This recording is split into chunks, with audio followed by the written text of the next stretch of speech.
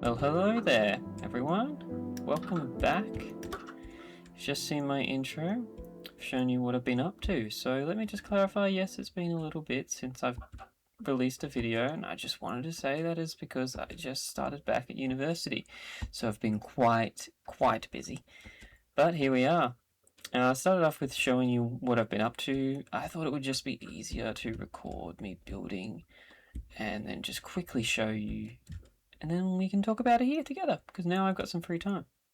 So, as you can see, we have built up the village quite a bit. We'll get onto those builds there, but let's start off with what I just showed you. So obviously this path I'm really happy with, leading into this farm that is growing so well and giving me a lot of food, because I kept almost dying of starvation. Because I tend to prioritize making my place look better than what I actually need. As you can see, my armor is still iron. My food is, well, it's actually getting low now. But I got this many fences and that many fence gates. And, yeah, I got a lot of building blocks. Look, another stack. I did make too many fences. I did the classic thing where you accidentally shift click when you only wanted to build a couple. So yeah, rookie move. But so let's talk about this village. Now I just wanted to clarify one thing. So obviously in my title it says fantasy. And yeah, this kind of isn't fantasy, is it? This is just medieval. I wanted to explain as to why that is. So my thought process behind that is that this village kind of represents those starting homes and places of where protagonists begin in their stories. Because if you think about it, a lot of protagonists begin in outer regions, in smaller towns. They don't see a lot of the magical majesty of the, bigger cities and places where a lot of people live, and where that magical area, like magical studies, magical lore, is all kind of looked into. But the outer regions, it's not really something seen, and if someone does show potential, they're either shunned or sent away to those cities. And that's kind of what this village represents, is the beginnings of the protagonist. So the village is going to not be super big. Obviously there's a few more houses I do need to make, but yeah, this is what this represents. That's why it's kind of got just a plain old medieval vibe to it. So let's talk about it. So this is a granary. Now, the inspiration for this build in particular was from a game I've been playing recently called Manor Lords, which is an incredible game which has just released its pre-release beta, I believe. And I've been playing quite a bit of that as well.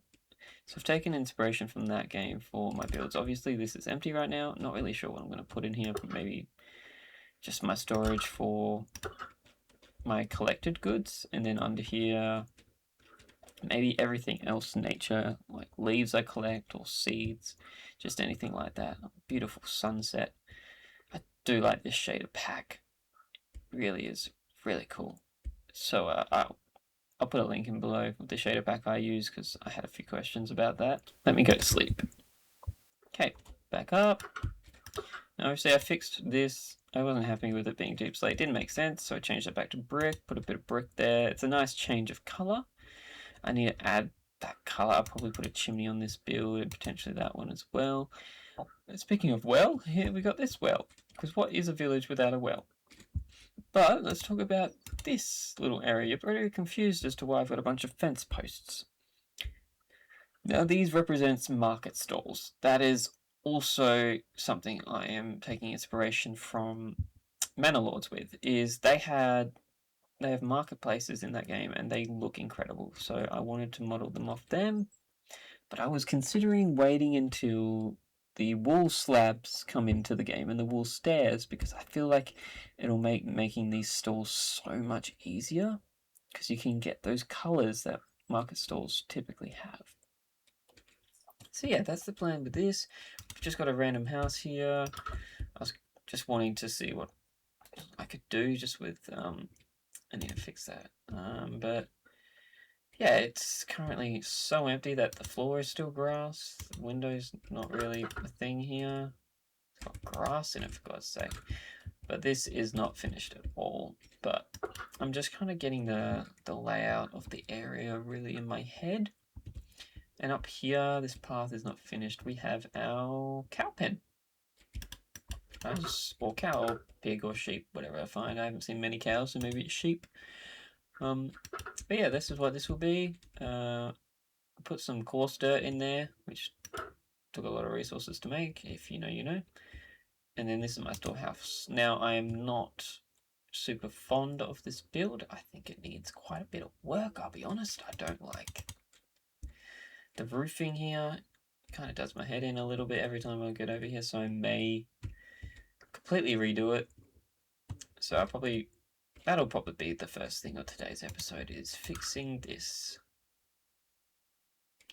So yeah, so these will be lined with chests, and then this will be another outer area for storage. This will be another stall, so I'll wait for the slabs potentially. And yeah, this is the area I've got. Now you may have noticed I've got a lot of grass. This has all been placed or bone mealed around and cleaned up, because I want this area to be very fertile, and I think one of the best ways to showcase that is obviously having the moss get rid of the dirt on the side. I'll show you like the difference. So this is just the dirt. It can work, but I think with this area I want it to be fertile and extremely green. So I'm wanting to change a lot of the border to moss. Obviously texturing in grass, because this is a nice color. But yeah, that's a really good way to show that this is a fertile land, is to use moss instead. Got a bit of stonework here. Probably continue that in a few different areas, because I want this to not be just flat, because flat can really make it feel like a Minecraft build. Having layers just like this extra step here is really not needed. I could have put this at the same level as the farm, but putting it up a bit just adds a bit of variety to when you're walking. Really? Ugh, I'll deal with them later.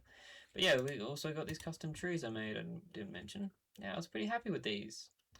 I've not made a lot of trees in Minecraft. I think they turned alright.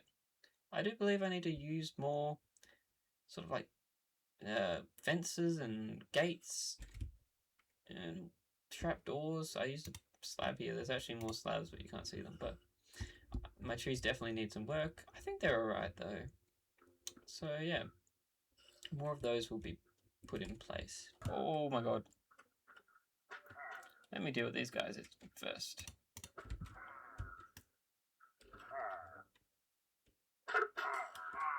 Yeah, your friend shot you. How does that feel? Oh.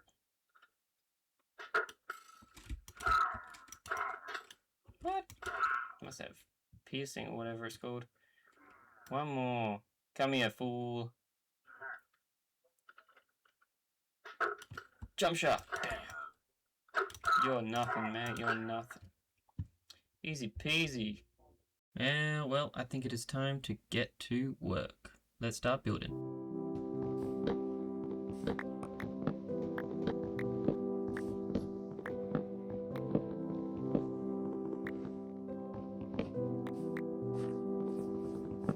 No better way to start off than just destroying everything you had spent quite a amount of time building.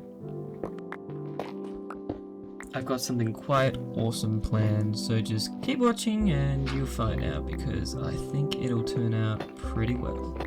Well, in fact, this is after, so I know it turns out pretty well.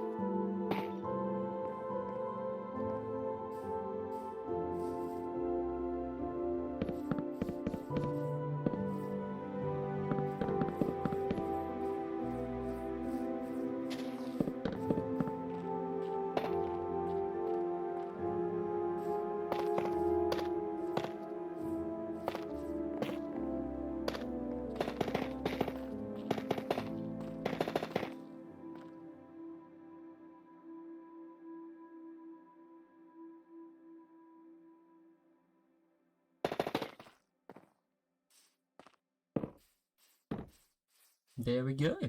I think she is done. Well, for now, looking good. I really like how this has turned out. There's obviously more detailing that needs to be done, but overall the structure is in place. We need a second floor here, but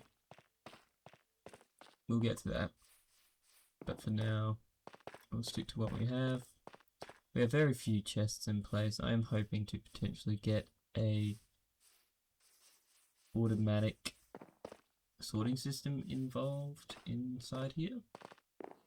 But for now, I think we'll just leave it as is. I do think the walls are a bit flat on the interior, so we need to find a way to sort that out. And thank you all for watching. It's been a pleasure. I know it's taken a while to get this episode 2 out, but it is here. So stay tuned for next time, and I'll see you all then. Thank you. Bye.